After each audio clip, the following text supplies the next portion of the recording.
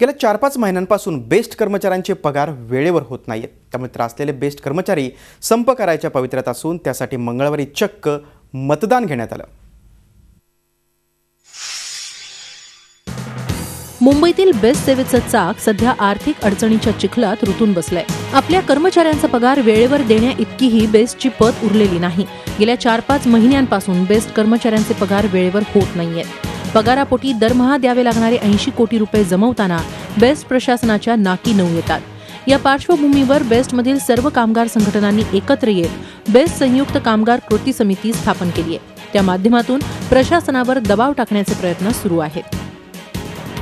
बेस्टचे कर्मचारी हे मुंबई महापालिका कराराप्रमाणे वेळेवर पगार करावेत, कॅनडा ड्युटी शेड्यूल रद्द करावं, प्रलंबित वेतन करार मार्गी लावावेत अशा मागण्या बेस्ट कर्मचाऱ्यांनी केल्यात।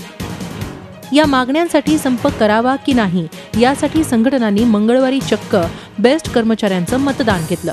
त्याचा निकाल बुधवारी लागणार आहे। 3-4 महिने झाले पगार वेळेवर मिळत नाहीत, त्याच्यामुळे बाकीच्या काही गोष्टी सगळ्या विस्कळीत झालेल्या आहेत। मुलांचे शाळेत फी भरता येत नाही, जे काय कर्ज काढून घरे घेतलेले आहेत ते कर्ज वेळेवर हप्ता भरता येत नाहीत। त्याच्यामुळं महानगरपालिकेच्या मध्ये बेस्ट हे विलीन करण्यात यावी आणि आम्हाला वेळच्या वेळेवर पगार द्यावेत। त्यासाठी आम्ही हे मोहीम जी राबवतोय। लोन घेतलेले घरासाठी तर हर महिन्याला पेमेंट 10 तारखेला नाही होते, याच्यासाठी 1900 रुपये आम्हाला पेनल्टी लागते। ते मेन आहे। 2000 आमचे गेले ते आम्हाला काही पण खर्चाला भेटले असते ना, यासाठी आम्ही सर्वांनी एक डिव्हिजन घेतलेले। दरम्यान बेस्टला कर्मचाऱ्यांचा पगार देणंही का मुश्किल झालंय ते पाहूया। सध्या बेस्टचा तोटा 2000 कोटी रुपयांवर पोहोचलाय। दर महिन्याला त्यात 100 कोटी रुपयांची भर पडतीये। बेस्टनं तोटा कमी करण्यासाठी तोट्यातील एसी बसेस बंद केल्या। आता अधिकाऱ्यांचे भत्ते, विविध घटकांना दिल्या जाणाऱ्या पास सवलतीही बंद करण्याचा विचार सुरू आहे। मुंबई महापालिका आणि बेस्टचं बजेट एकत्र करण्याचे प्रयत्न सुरू आहेत। बेस्टला सावरण्याचे प्रयत्न सुरू असल्याचा दावा सत्ताधारी शिवसेनेनं केलाय।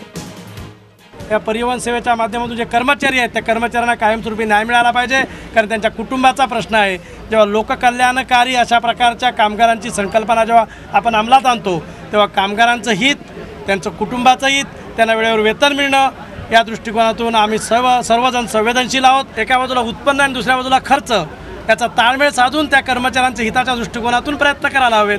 कदाचित थोडा वेळ जाईल, परंतु कायमस्वरूपी तोडगा काढण्याच्या दृष्टिकोनातून शिवसेनेच्या माध्यमातून प्रयत्न सुरू आहे। सध्याच्या बेस्टच्या आर्थिक परिस्थितीमध्ये कुठलाही कर्मचारी संप करून बेस्टला आणखीन ह्याच्यामध्ये आर्थिक खाईमध्ये टाकेल असं मला वाटत नाही। या संदर्भामध्ये बेस्टचं बजेट आहे ते महानगरपालिकेमध्ये विलीन करण्याच्या संदर्भामध्ये आमची त्यांच्याशी चर्चा झालेली आहे। त्याबाबत महापौर आणि आयुक्त यांच्याबद्दलची जी नंतरची मीटिंग होईल, बैठक होईल, त्याच्यामध्ये सविस्तर चर्चा होऊन त्याच्यामध्ये काहीतरी मार्ग निघेल असं मला वाटतं।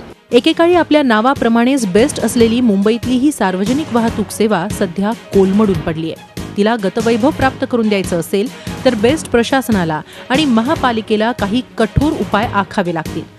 पण ते उपाय राबवण्याची धमक सत्ताधाऱ्यांमध्ये आहे का, हा खरा सवाल आहे। सागर कुलकर्णी आणि कृष्णात पाटीलसह bureau report, Zee media, Mumbai. Zee 24 तास रहा एक पाऊल पुढे।